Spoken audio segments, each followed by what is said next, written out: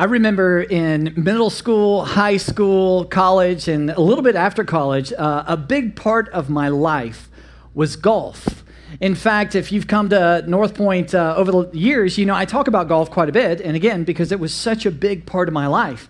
In fact, my beautiful wife and I, Jill and I, 25 plus years ago, we actually got married here in Austin on a golf course because we love golf, and it was just such a big part of our story. And I remember when it comes to golf, the first time I realized that maybe I have a future in this, maybe I should pursue this, was in middle school. And I was playing a golf tournament, I think it's my 8th grade year, and I shot even par. And if you're in the golf world, even par is like pretty good. And I remember walking off the 18th green, and I was thinking to myself, I go, maybe I could have a future. And maybe I should think differently about high school. And so I made a decision. I decided not to play football in high school, which was hard because all my buddies were playing football. And I said, I'm just going to go for it and just see what happens with golf. And so I played high school golf, and towards the end of my high school career, or high school years, I'm not sure that's a career, but anyways, high school years, I got a scholarship to the University of Houston. Go Cougars! Any other Shasta Paws? I see no other Shasta Paws. I am very lonely. They all must be online. Welcome, Shasta Paw people online, my fellow Cougs. Anyways, that's kind of sad. We should just quit here. Anyways, went to University of Houston, great time there. And golf, again, just really a big part of my life. And one of the things I used to dream about in high school and in college, a little bit after college, is I would dream about maybe one day someday I could play the British Open. Or maybe one day someday I could play the Players' Championship, or I could play the U.S. Open. Or maybe one day someday I could play the pinnacle of all golf tournaments in Augusta, Georgia, the Masters. Man, I used to dream about this. And one day, walking down 18 and seeing that, and it's so beautiful and so meticulous. And I thought, well, if that's ever going to happen, and I'm going to play in the major championships one day, someday, it's going to require an enormous amount of talent, lots of hard work. That's going to be part of it. It's going to require a lot of money, because if you don't know about the golf world, to get to the PGA, you've got to play a lot of mini tour events for years and years and years, and that's very expensive. So it's going to require a lot of money, and it's going to require the right people. So the right people around me, right friend group, right mentor, right coaches, all these kind of things. And I thought about a mentor or a coach that I would love to have in my life, that I would dream about this, is I thought maybe it would be so cool if one day, someday, this guy right here, Nick Faldo, called me, because you didn't DM or text back then. I was in the old days, you only called me and said, Buck, I've been following your career, and I would love you to follow me. That would have been so cool, because if you don't know who Nick Faldo is, Nick Faldo was, for 97 weeks, the #1 golfer in the world. Nick Faldo won 3 British Opens and 3 Masters. He's getting a green jacket right there. That's the trophy of the Masters. Nick Faldo won 41 professional golf tournaments. This guy was a presence. His mechanics and his swing, when he swung the club, you would be like, oh my gosh, are you a machine, or is that real? It was awesome. And he had such poise, such confidence. He was 6'3". He was just a presence on the golf course. You would see him and you'd be like, wow.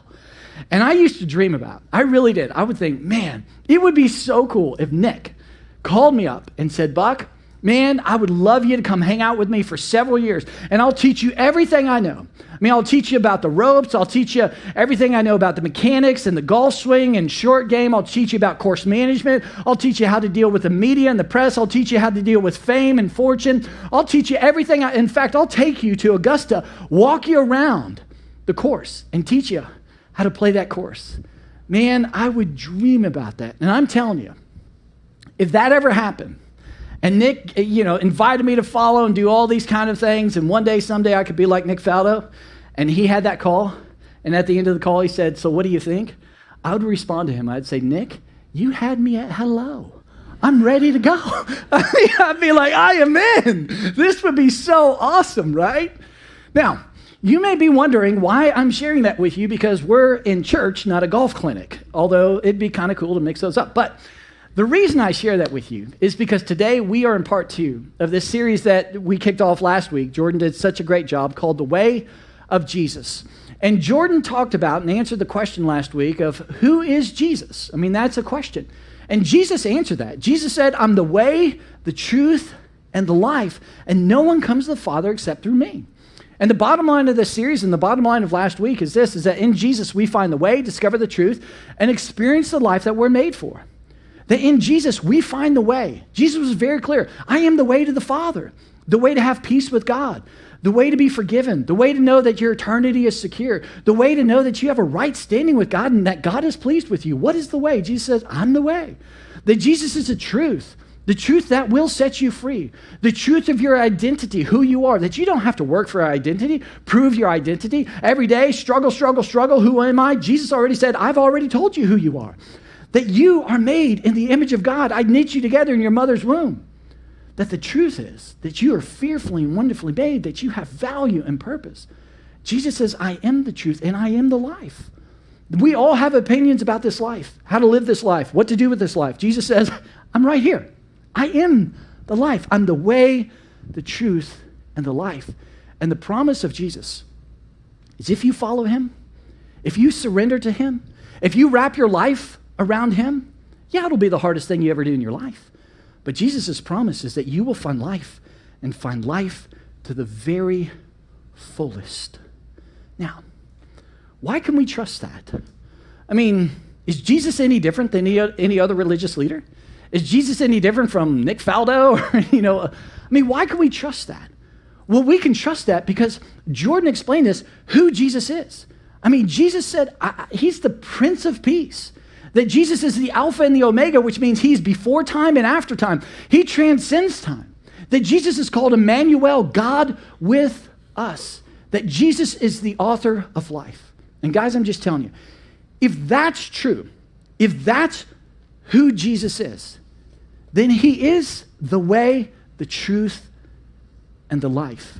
And his promises we can bank on. We can put all of our trust into that. And here's what's so cool to think about. Just like I dreamed about Nick Faldo giving me a call, something that just kind of blows my mind a little bit is, did you know every single day of your life, regardless if you believe in Jesus or not, regardless of what you did last night or last week or 10 years ago, regardless of how much you know about Jesus or how much you know about the Bible, that every single day of your life, that Jesus extends an invitation to you to come and follow me without qualification. The Son of the living God, the Prince of Peace, the one who stood before his followers right before he was crucified, before he washed their feet, and he made the statement, there's no one more powerful than me in the universe, and there's no one more powerful than me in this world. Jesus, every day of your life, says, come without condition and follow me. That is one of the most distinct things about Jesus Christ. That makes Christianity so distinct compared to any other religious organization or any other religious movement. That makes Jesus so distinct compared to any other religious leader. That invitation. In fact, today, I want to give you context as to why I say that. I want to explain as to why that's so distinct and how that has an implication to every single one of our lives, that invitation to come and follow me. And to do that, I need you to go with me all the way back 2,000 years ago to some towns and villages that Jesus would visit, because in every town and in every village in Jesus' day, in that geographic area, here's what you would find. You would find one of these, a synagogue. Now, it's really important to understand what a synagogue is compared to the temple. The temple was in Jerusalem. The temples where all the sacrificial systems would happen. The temples where the high priest and all the Holy of Holies and the Ark of the Covenant and all that kind of stuff, that's the temple. And if you were a Jewish individual, you would make a pilgrimage or you would travel to Jerusalem to go to the temple several times a year. But in your local town, in your local city, in your local village, you would have a synagogue. A synagogue is a very scaled down place that you would go worship God. The synagogue was in the middle of the town, so it was a community center, so that's where you would hang out after work or after you would go fishing or press olives, whatever you do for your occupation. You go to the synagogue. That's where you'd meet the townspeople. The synagogue is where you'd hear the local rabbi or visiting rabbis come and talk about doctrine and different things about life and different things about God and relationships. The synagogue synagogue was a place to throw a party. The synagogue is where you took your kids to school. So that's where, like, where's the town school? Oh, it's where the synagogue is. It was the hub of the entire town. That was the synagogue. And in every synagogue, you would see something like this seat. And that's called the Moses seat. And that was huge. That was so symbolic. And what would happen is people would take the very letters of Moses, that's the 5 letters of the Bible, and that he wrote, and they would take that and they would read the letters of Moses on the Moses seat. And it was symbolic to say that God inspired Moses to write these words to bless the people. And so the rabbi would sit on the Moses seat, read the words, and everybody would be like, wow, that's amazing that God gave this to Moses to us today for our lives. How cool would that be? So imagine, being in the synagogue, watching that individual read the very words of Moses on the Moses seat. And next to the Moses seat, there was a closet in every synagogue. And this closet would be called like the Ark or the Holy Ark. And inside this closet would be a prized possession, the scrolls. These ancient Hebrew scriptures. Not only would you have the Torah, which are the first 5 letters, but you would have the Tanakh. That's the 34 additional letters. There's 39 letters we have in our Old Testament today. All of those would be in the scrolls. And what would happen is you would have the local rabbi or you would have a visiting rabbi come to the synagogue and they would read these scrolls.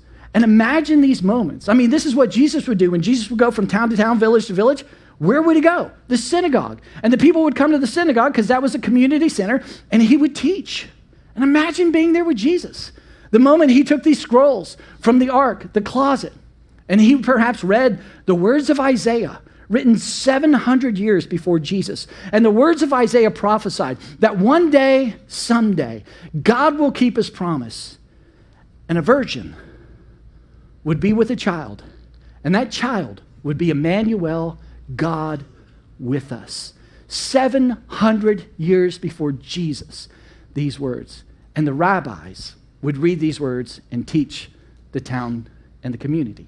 That was the synagogue. Now, as I mentioned earlier, in the synagogue, there were the schools. And the average age of a little boy, sometimes the girls would go the first phase of school. The average age would be about 5 or 6 years old. And at 5 or 6 years old, you would bring your son, sometimes your daughter, to Bet Sefer. And Bet Sefer was the introductory to Hebrew. It's where you would read the Hebrew scriptures. Again, the first 5 letters of the Bible: Genesis, Exodus, Leviticus, Numbers, Deuteronomy. And so the rabbi would be the professor, the teacher. He would teach these young boys, sometimes the girls, and they would look at the Hebrew scriptures. They would learn how to write Hebrew, learn how to read Hebrew, talk about the words of Moses, talk about history, talk about meaning. And here's something very significant. They would begin to memorize the first 5 letters of the Old Testament we have today. And some of these little boys would actually memorize all 5 letters, every single word, which is amazing.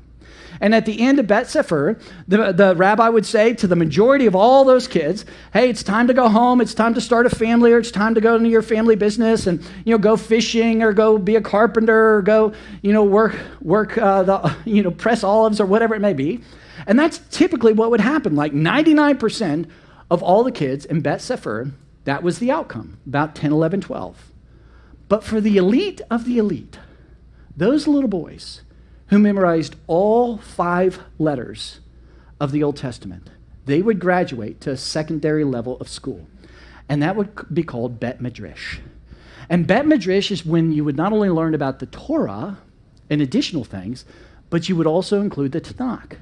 And now you would learn about the prophets and Ezekiel and Elijah and Jeremiah and Isaiah. And you'd learn more about the history and more about theology and more about doctrine and more about God. And in addition, you would begin to memorize all 39 letters. And at the end of Bet Midrash, those who are the elite of the elite, they would move on to something else. The majority of the kids, they would all go into their family business. But those who memorized all 39 letters, imagine that, of the Old Testament we have today, they would be invited to become a Talmid. A Talmid is the Hebrew word for disciple. That's our English word. Now, it's really important to understand a Talmud. Oftentimes we think of a disciple as a student, somebody who wants to know what the professor knows or wants to know what the teacher knows or know what the rabbi knows. Well, there's a deeper context to what a Talmud is. A Talmud is not someone who only wants to know what the rabbi knows, but a Talmud, and this is important, wants to be what the rabbi is. In other words, a Talmud would follow so closely to the rabbi that they would emulate the rabbi. They would emulate the mannerisms of the rabbi, how the rabbi would teach. The rabbi would say, hey, keep your personality, keep your likes and dislikes, but I'm going to show you everything I know. I'm going to show you everything I do so that you could be like me. And they would spend years and years and years with that rabbi. In fact, in the first century, there was a phrase. They would call these Talmud dusty. They would say, oh, look at so-and-so's dusty, so-and-so's dusty. And that would mean that Talmud followed so closely to the rabbi that the rabbi's sandals kicked up the dust on the Talmud because they were so closely following, because they not only wanted to know what the rabbi knew, they wanted to be just like the rabbi. And so you would have this very elite group that graduate Bet Midrash, now they're Talmud, and they would look at the local rabbi or the surrounding rabbis, and they would go, okay, who do I want to be like? Who do I want to be like? Who's the most famous one or whatever, right? And then they would pick, and they would go to that rabbi, and they would say these words, may I follow you. And the rabbi would go through an extensive vetting process. You know, how much have you memorized? Have you memorized all 39 letters? How much do you know about the prophets? How much do you know about history? They would look at their character. They would look at their family. They'd look at their extended family, their reputation. They would go through an extensive vetting process. And if they made it, and they were the top of the top of the top of all the Talmudim that were applying for that rabbi, the rabbi would say the most coveted words, the words that these young men would dream of hearing. Come, follow me. And for the next several years, that rabbi would take them under their wing, show them everything they knew, and over time, that Talmud would become just like that rabbi. But the thing you need to know is the far majority of those students who wanted to be like that rabbi, they didn't make the cut. The majority, perhaps 95% of those Talmudim, they heard the words, no, you can't follow me. You're not good enough. You're not qualified enough. I know enough. There's too much about your family, too many character flaws. Like you don't understand the prophets well enough. Your IQ's not high enough. You don't understand the scriptures well enough. You don't understand theology and the things that I'm going to teach. You just aren't enough. No harm, no foul. Go do your family trade. Go fish. Go be a carpenter. Go press olives. Go make tents. No harm, no foul. And that was the context of discipleship. That's important to understand because in that context, God so loved the world that he sent his one and only son. And when Jesus stepped into that world, Jesus' invitation without qualification was to every single one of those individuals. Hey, come, follow me. I want to take you under my wing. I want to show you everything I know. I want to show you the way, the truth, and the life without qualification. Regardless of what you did last night, last year, regardless of how much you know about the Torah, the Tanakh, regardless of if you graduated Bet Midrash or Bet Sefer, it didn't matter. Just come, follow me. And I'm telling you guys, he disrupted that whole system. When Jesus came in the world, he blew up all the rabbis' paradigms, all the parents' paradigms, all the, disciples' paradigms. They're like, no one has ever done this. No one's ever functioned this way. But this is what Jesus did. Every day, come, follow me. In fact, there's so many examples. I just want to show you a couple of those today because they're so astonishing. Look at this. One day, Jesus was walking along the shore of the Sea of Galilee. He saw two brothers, Simon, also called Peter, and Andrew, throwing a net into the water, for they fished for a living. So here you had two guys. Most likely they only made it through the education of Bet Sefer. That's the first level of education in the Jewish system. And most likely they were told, hey, you didn't memorize the first 5. Hey, there's some character issues. In fact, what we find out about Peter later on is that Peter, he had some anger issues perhaps, or he had some, he wore his emotions on his collar, or he just kind of was like, I'm going to speak before I think. That was Peter. Some character things, right? And so, they just didn't make the cut. So they were doing the family business. And here Jesus comes up to ordinary guys, fairly unschooled guys. And what does Jesus say to these guys with some character flaws? Guys who didn't make it through the educational system? Guys who didn't have that religious knowledge? Here's what he said. Jesus called out to them, come, follow me, and I'll show you how to fish for people. And they left their nets at once and followed him. And of course they did. Because again, in the first century context, you have to realize that's like Nick Faldo asking me today when Jesus, a rabbi, asked them in the first century. I mean, that was the pinnacle. Like parents would be like, oh my gosh, my son got to follow a rabbi. It was amazing. It was the top of the top. Again, for me, Nick Faldo, but if you're a musician or maybe a football player, it would be like this. It would be like Taylor Swift asking you. You're like, or Travis Kelce. Oh my God. No, that's you probably, Travis Kelce. I don't know how you do it.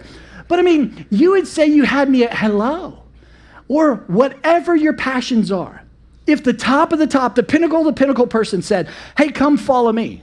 I mean, you would be ecstatic. Your family would be ecstatic. Everybody would cheer you on. You would drop everything exactly where you're at and you would leave and follow them, especially if they said, hey, spend several years with me. Hang out with me. I'm going to show you the ropes. I'm going to teach you everything I know. And perhaps one day you can begin to emulate and be like me. That's Jesus. Ordinary guys, character-flawed guys. And that's his invitation. And it continues. Another example of this. A little further up the shore, he saw 2 other brothers, James and John, sitting in a boat with their father, Zebedee, repairing their nets. Now, we later find out about James and John, about their character, about some things that are going on in their life. In fact, Jesus called them this word, and when I show you this word, you're going to be shocked because everybody knows exactly what this means. Look at this word. He called them this. You guys shocked? I'm looking at you guys. There's not a lot of shocked faces. This is a Greek word. It's bonerges, and it means like your frontal lobe is not even there. It means there is so much immaturity. Like there's zero emotional intelligence. Like you speak long before you ever think, oh my gosh, the level of it. I mean, this is James and John, these young guys that he's like, oh my goodness, like you guys would have never made it out of this educational system. Yet with James and John, with these ordinary guys who are fishing, doing their family business, which tells you a lot about, did they have enough? Were they enough? Were they smart enough? These ordinary guys, what did Jesus do with them? I love this. He called them, come, follow me too. They immediately, of course they did, leaving their boat and their father behind. Of course they would leave their father behind because their father is clapping. Oh, that's my boys. Look at them. Yes, with a rabbi. How amazing would that be? In spite of being ordinary and in spite of their character flaws. And you may go, well, Buck, what about people with significant character flaws? Well, Jesus covered that too. In fact, look at this. He continues. As Jesus went from there, he saw a man named Matthew sitting at a tax collector's booth. Now remember, James and John, Simon and Andrew. And I guarantee when they walked up to the tax collector's booth and saw their rabbi that they've left everything to go follow, that they were anticipating Jesus is going to let them have it. Jesus is finally going to say to this man who's turned his back on God, who's been kicked out of the temple and the synagogue, what God thinks of him. I guarantee it. In this moment, Jesus stood before Matthew, a tax collector. And when we hear tax collector, we just don't do it justice today when we read it. We just skip on by it. But a tax collector in the first century had his own category. In the first century, you had a whole category of sin. Sin, the basic definition, anything you do, say, or think outside the design of God. Sin. You had a whole nother category of tax collectors. In other words, like, hey, everybody sinned, different degrees, different levels in the first century. Everybody admitted that. Yeah, we do. Yeah, he's more, she's more, whatever it is, right? But then you're like, everybody could say, at least I'm not a tax collector. I mean, they had their own category. They not only had a lot of sin in their life, but then they turned their backs and betrayed their brothers and sisters, their moms and dads, their aunts and uncles, their cousins, sided with Rome and took tons of money out of their pockets to fill their own pockets and flaunted it. People hated tax collectors. And here's the deal. Matthew, I guarantee it, perhaps for years, had heard from religious leaders, rabbis, religious people. Oh, you know what God thinks of you. You're in your own category. You're as bad as they come. God can't stand you. Matthew, God hates you. Matthew, do you know where you're going when you die? Do you know why you're kicked out of the temple? Do you know why you're kicked out of the synagogue? Do you know why if you touch anyone who's an Israelite, that they're unclean and then they have to go to the temple to get clean because you're so filthy because you've turned your back on God? You've made that choice? Imagine the shame. Imagine how much Matthew had heard that from every religious leader and what God thinks of him and how disgusting he is as a human being for what he's done. That was his life. That was his world. That's why the only friends he had were fellow tax collectors and sinners in the worst degree. He could only eat with them. Jesus walks up to this category below sin of a man who'd heard that his whole life. And what does he say?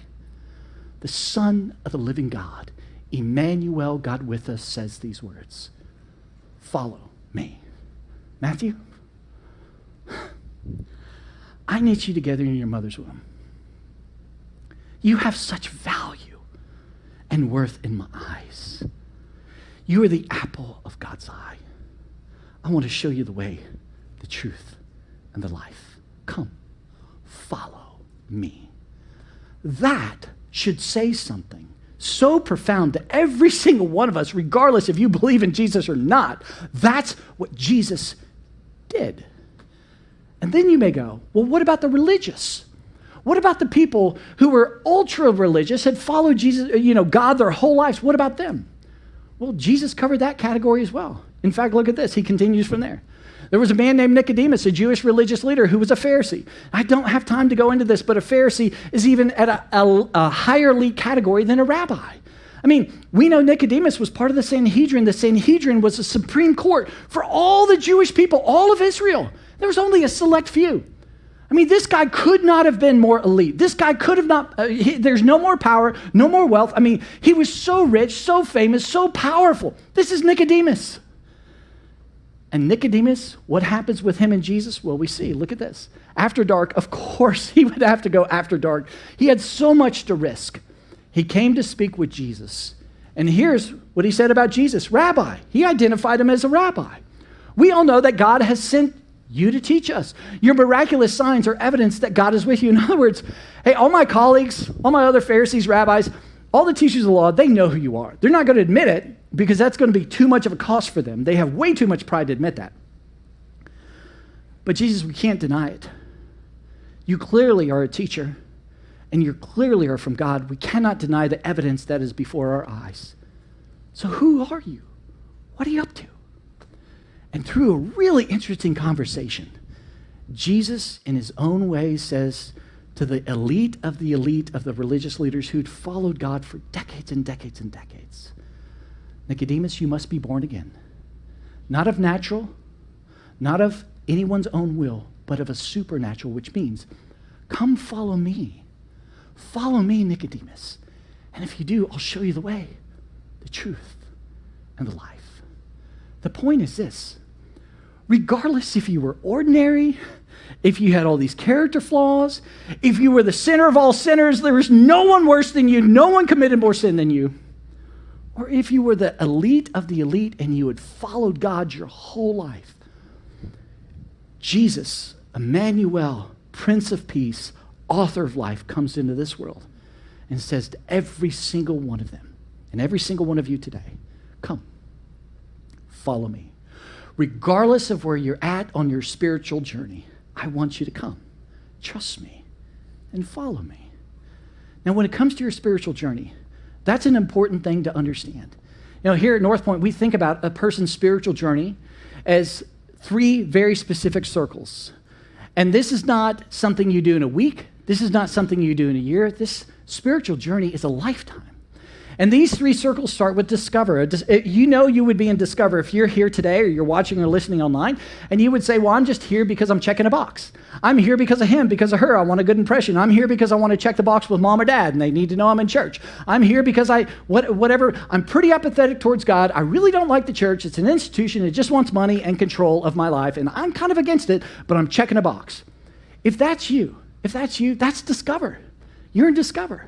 Or if you're here today or maybe watching or listening online and you're like, well, I'm not anti-Jesus, or I'm not like apathetic, but I have far more questions than I have belief in Jesus. Well, that would be discover. Or if you're here today and you would say, no, I actually put my trust in Jesus and now I'm just trying to discover what that looks like. Now that I put my trust that he is the Son of God, that I am forgiven, that I have a right standing with God, that I know my eternity is secure, I know who I am through the eyes of Jesus. Well, what does that mean into my life? How do I pray? How do I read the Bible? What do I do next? That's discover. Or you could be in discover if you said, a decade ago, 2 decades ago, I believed in Jesus, but I kind of put him on the shelf over here because I wanted to live my truth, my life, and my way. But I believe in Jesus over here, and it's kind of a private thing for me. That would be discover. But then there's another circle. And this is a Venn diagram. They overlap.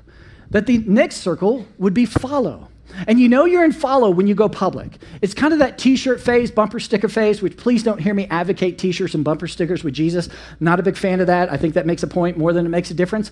But it's that kind of phase where you're like, I don't care.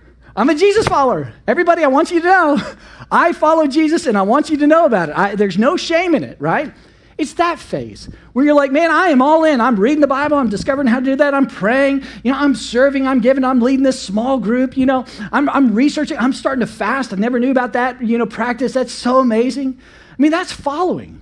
And you could follow for years and years and decades and decades. And I'm part of a church and, I'm inviting my friends to church, inviting my neighbors to church. I'm growing in my relationship. It's amazing. And I'm realizing the promises of Jesus where he said, you will have life and life to the full. Yeah, it feels like I've sacrificed, but it's so paradoxical. The more that I give, the more that I trust Jesus, the more I experience a fullness of life. It's so wild, but I'm experiencing that. That's follow. And if you're here today or watching online, maybe you've been doing that for a long time. And as you've done that for a long time, there's a little thought in your mind. There's a little whisper of a voice that says, is this it? Is this all there is? I mean, am I going to do this the next 10 years, 20 years, 30 years, 40 years, 50 years of my life? Just go to church, give money, serve, read the Bible, pray, invite people, go to church, serve. That there's something inside of you perhaps that when you hear a sermon, you're like, it doesn't do it for me any longer. When you hear music, you're like, it just needs to be a little bit better. It just doesn't do it for me any longer. When you read the Bible, when you pray, it's just, it's fine, you get it, but you're kind of like, there's something growing inside of you. And here's the thing. If you feel that, if that's part of you, I've got incredible news. There is so much more beyond that. And what's beyond that is what's called no. And here's how you know you're kind of stepping into the no phase. It's when all of that angst about, the church or the ministries or the preaching or the music, and I don't want to discredit that. Hey, music could get better, teaching, I don't want to discredit that. That's a whole different category. But there's something greater inside of you that says, all of that. I could focus on all of that. But perhaps the reason I can't receive the sermon, perhaps the reason I can't enjoy music, perhaps the reason I can't enjoy prayer, perhaps the reason I can't enjoy the Bible, and it's like, maybe there's something in me. Maybe there's something I need to be reflective or begin to discover and hear. In other words, what you begin to discover is that there's your soul. And Jesus says, love me with all your heart, mind, strength, and your soul. Love me with every part of you. And in every one of our souls, there are these layers, if you will. Lots and lots and lots and lots of layers that keep us from allowing God to love us in the way that he desires or allowing us to receive that. And we begin to discover that in the no phase. For example, I remember when I was 8 years old, I used to share with my mom and my dad, here's what's going on emotionally with me. Here's what's happening. Here's what I'm scared of. Here's what I'm nervous about. Here's what I'm afraid of. And my mom and dad, they didn't have the tools. They didn't have the gifts to be able to handle my emotions. And so what they would reflect to me time and time again, suck it up, suck it up. Your life is so much better than those around you. Just suck it up. Keep going, keep moving, keep performing, keep performing. And so as an 8-year-old, I didn't know this unconsciously. I made a commitment. I made, if you will, a vow. And I remember saying to myself as a little boy, I'll never feel again. It is not safe to feel. And I would look around and I would see these men, strong men, powerful men, and they didn't seem to feel. So I said, if I'm going to be a strong, powerful man, I got to be like that. And I can no longer feel again. I did that for 30 years. And let me just tell you something. You can't out-religious stuff like that. That's not about, man, if I just read more Bible, prayed more, memorized more, went to school more. I did all of that. Trying to deal with the thing that's inside of me, keeping me from receiving life and life to the full, keeping me from receiving where Jesus says, I'll give you rest for your soul, where your soul can finally breathe and get above water.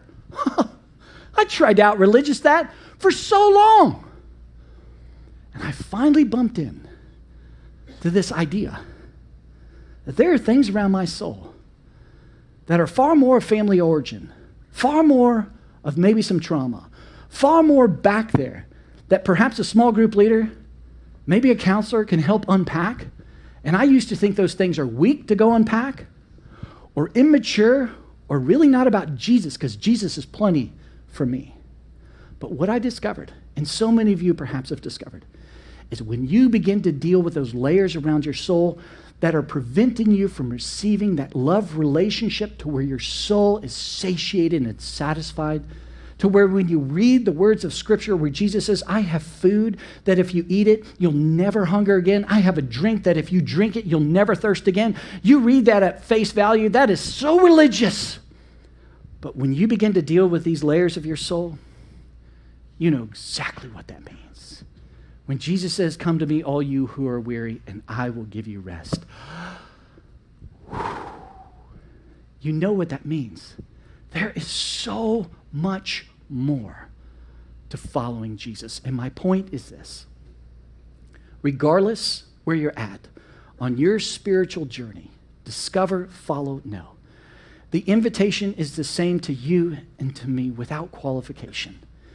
Jesus says every morning, every day of your life, come,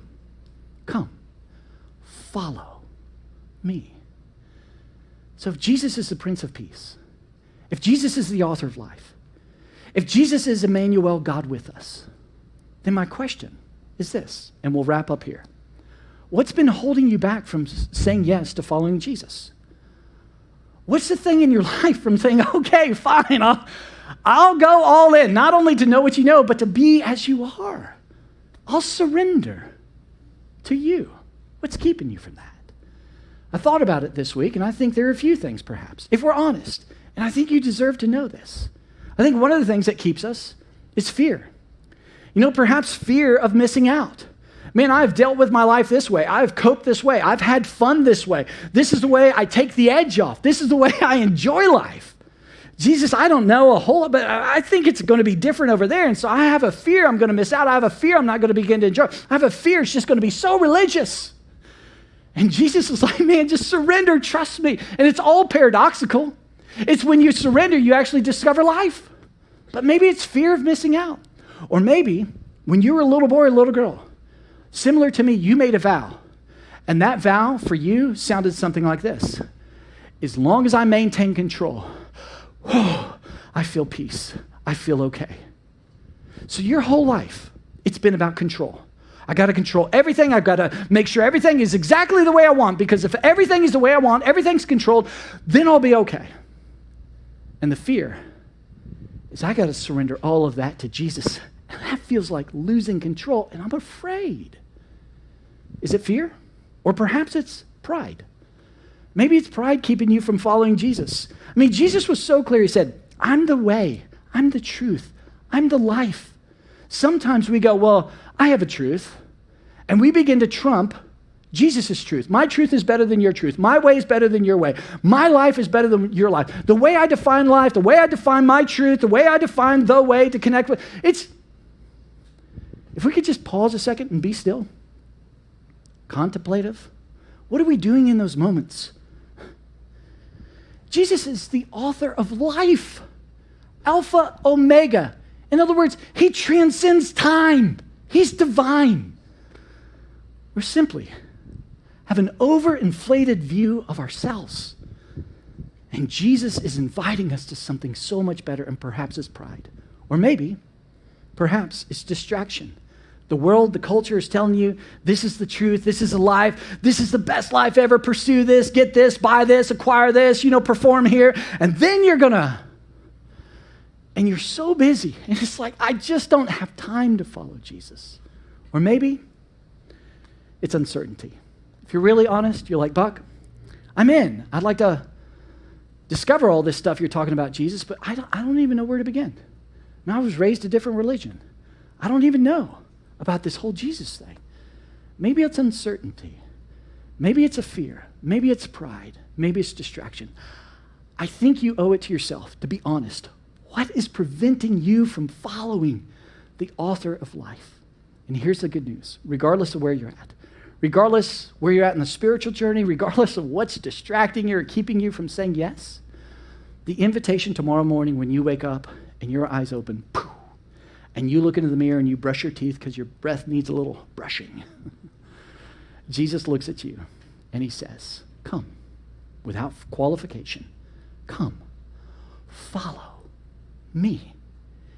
In spite of what you did last night or 10 years ago, in spite of what you know or don't know about me, in spite of how long you've been following me, there's so much more.